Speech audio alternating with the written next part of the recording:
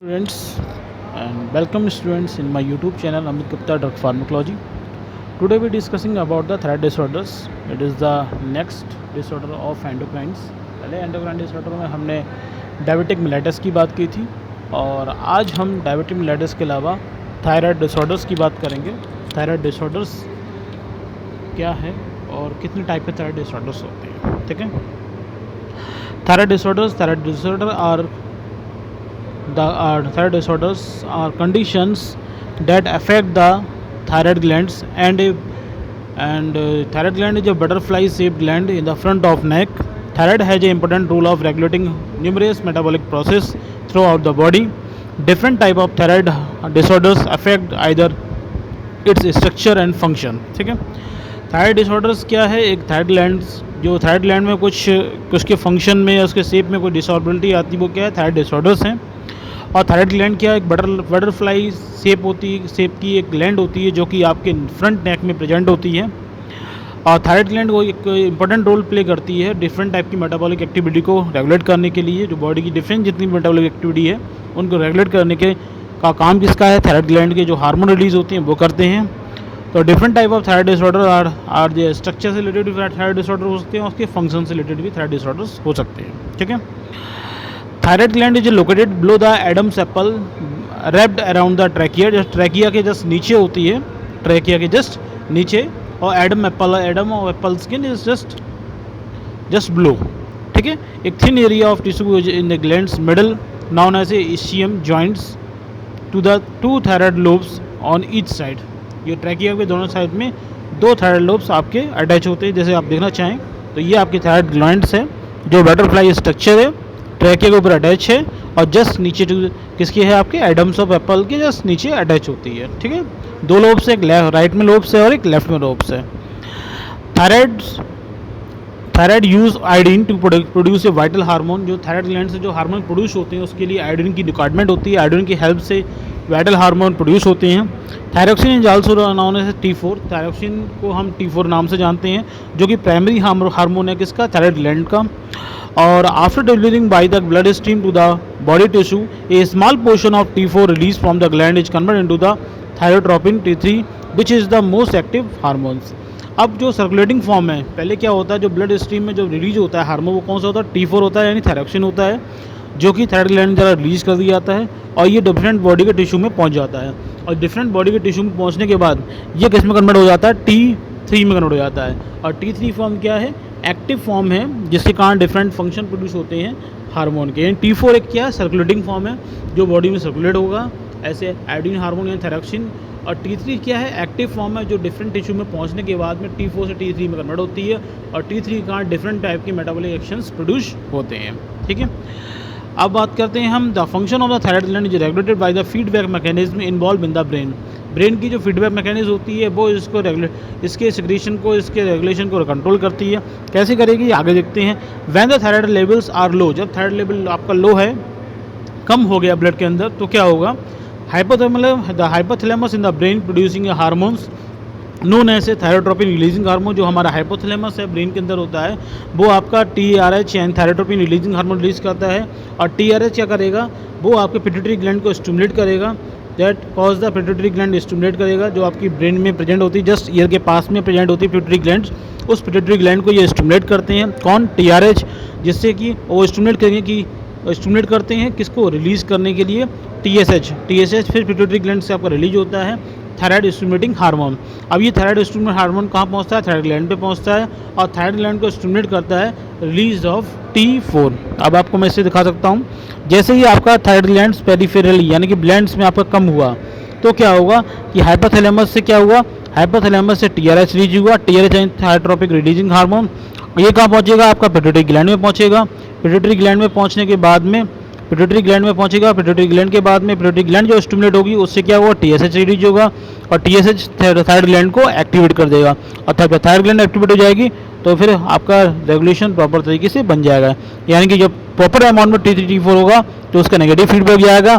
यही pituitary hormones pituitary gland से TSH का रिलीज भी कम हो जाएगा, साथ में हाइपोथैलेमस से भी रिलीज ऑफ डोपामिन स्टैटिन का रिलीज होता है जो आपकी पिट्यूटरी ग्लैंड को डिप्रेस कर देती है, ठीक है।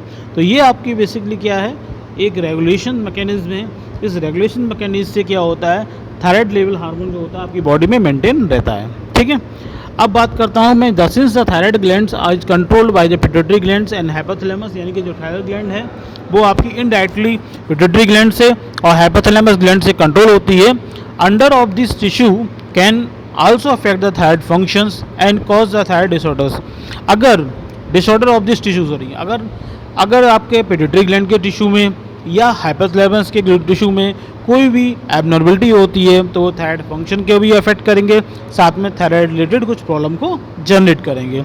अब बात करते हैं different types of thyroid disorders. क्या क्या टाइप के थायराइड डिसऑर्डर्स हो सकते हैं, जैसे हाइपोथायराइडिज्म यानी कि थायराइड हार्मोन का रिलीज कम हो जाना, हाइपोथायराइडिज्म यानी कि थायराइड हार्मोन का रिलीज बढ़ जाना, गोइटर जानते हैं the shape of the gland is increase, gland जो होती है आपकी जो थायराइड ग्लैंड होती है उसका शेप या साइज बहुत ज़्यादा बढ़ जाता है, जैसे हम आम लोग घोंघा को बोलते हैं।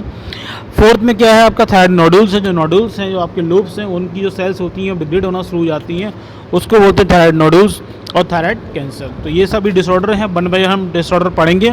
आज हम पढ़ते हैं हाइपोथायराइडिज्म। हाइपोथायराइडिज्म क्या है, हाइपोथायराइडिज्म यानी अंडर रिएक्टिव थायराइड, यानी थायराइड ग्लैंड का रिएक्टिविटी कम हो जाना, under active thyroid refers to a state in which a person thyroid hormone production is below normal level, यानी इस कंडीशन में क्या होगा कि थायराइड हार्मोन जो होगा वो नॉर्मल लेवल से कम रिलीज होगा बाय द थायराइड ग्लैंड। तो इस डिसऑर्डर को क्या बोलेंगे, हाइपोथायराइडिज्म बोलेंगे। सिम्टम्स की बात करते हैं, क्या सिम्टम्स हो सकते हैं, क्योंकि जो हमारी बॉडी की सभी मेटाबॉलिक एक्टिविटी क्या हो जाएगी, थायराइड हार्मोन रिलीज कम हो रहा है तो बॉडी की मेटाबॉलिक एक्टिविटी कम हो जाएगी, और बॉडी की मेटाबॉलिक एक्टिविटी कम हो जाने के कारण जो डिफरेंट टाइप की एबनॉर्मलिटीज आएगी वो इसके सिम्टम्स हो जाएंगे। क्या क्या सिम्टम्स हो सकते हैं, the symptoms of hypothyroidism depend upon the deficiency of thyroid hormones but can include, क्या होगा, वेट गेन, वजन बढ़ जाएगा, इंक्रीज कोलेस्ट्रॉल लेवल बढ़ जाता है, डिप्रेशन की स्टेज बनती है, फैटी की थकान होने लगती है, लॉस ऑफ हेयर होते हैं, मेमोरी लॉस होती है, ड्राई एंड रफ स्किन हो जाती है, कॉन्स्टिपेशन की प्रॉब्लम हो जाती है, स्वेलिंग ऑफ लेग में स्वेलिंग या सूजन वाली चलेगी, डिक्रीज कॉन्सनट्रेशन, कहीं भी एक जगह के लिए दिमाग कंसंट्रेट नहीं हो पाएगा, मसल्स क्रैम्प, मसल्स में पेन होता है, वेगियोएच एंड पेन्स, आपकी ब्लड वेसल्स जो हैं बेन्स में भी कभी भी दर्द होता है, साथ में उनमें पेन भी होता है। ठीक है, तो ये आपके सब क्या हो गए, हाइपोथायराइडिज्म के सिम्टम्स हो गए। अब बात करते हैं पैथोफिजियोलॉजी का। पैथोफिजियोलॉजी क्या है कि हाइपोथायराइडिज्म वेरी कॉमन डिसीज़, मॉनली देखा जाता है कि कॉमन डिसीज़ है। Many disease can cause over activity of thyroid gland. बहुत सारी डिसीज़ में क्या होता है कि थायराइड ग्लैंड की ओवर एक्टिविटी हो जाती है, और थायराइड ग्लैंड की ओवर एक्टिविटी की वजह से क्या होगा, थायरोटाइटिस यानी ऑटोइम्यूनो थायरोटाइटिस यानी ऑटोइम्यूनो, हमारा जो ऑटोइम्यून सिस्टम्स है, इम्यून सिस्टम है, वो थायराइड ग्लैंड में के अगेंस्ट में हाइपर एक्टिव हो जाता है। उस हाइपर एक्टिव कंडीशन में क्या होगा कि थायराइड ग्लैंड्स के कुछ नोडुल्स हैं या थायराइड ग्लैंड्स की जो सेल्स हैं वो आपकी डिस्ट्रॉय हो जाती हैं। तो ये this is the most common cause of over active thyroid का ये मेस्ट कौन है। Other cause of hypothyroidism include the autoimmune disorders, thyroid removals, या तो ऑटोइम्यून डिसऑर्डर कोई हुआ तो हमारी जो एंटीबॉडी थी वो आपकी इसके सेल को डिस्ट्रॉय कर देती है, जिसके कारण वो प्रॉपर अमाउंट में थायराइड हार्मोन रिलीज़ नहीं हो पाता है। इसके अलावा थायराइड ग्लैंड को कोई रिमूवल हो जाता है, उस कंडीशन में हो सकता है।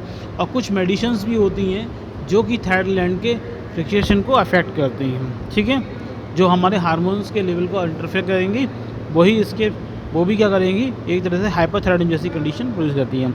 Loss of too little and too much iodine in diet, अगर कोई का अपनी डाइट में आयोडीन कंटेंट कम ले रहा है यानी आयोडीन डिफिशियंसी की स्टेट में भी ऐसा हो जाता है, हाइपोथायराइडिज्म की कंडीशन आती है, क्योंकि iodine is the primary molecule for the synthesis of the thyroid hormone यानी कि थायरॉक्सिन के लिए आयोडीन की रिक्वायरमेंट बहुत ज़रूरी होती है। अगर आयोडीन की कमी है तो हार्मोन बन नहीं पाएगा, तो हार्मोन की सिंथेसिस नहीं होगी तो हार्मोन रिलीज़ नहीं हो पाएगा। इसलिए आयोडीन की कमी के कारण भी देखा गया है कि ये हाइपोथायराइडिज्म डिसऑर्डर हो जाता है। And pituitary disease also cause the hypothyroidism, pituitary gland में भी कोई डिसऑर्डर होने की वजह से भी हाइपोथायराइडिज्म हो जाता है। ठीक है, तो ये आपकी पैथोफिजियोलॉजी और हाइपोथायराइडिज्म हुआ।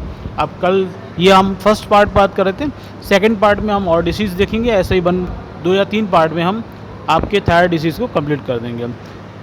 ठीक है, तो ये वीडियो अगर समझ में आया हो तो वीडियो को लाइक कीजिएगा।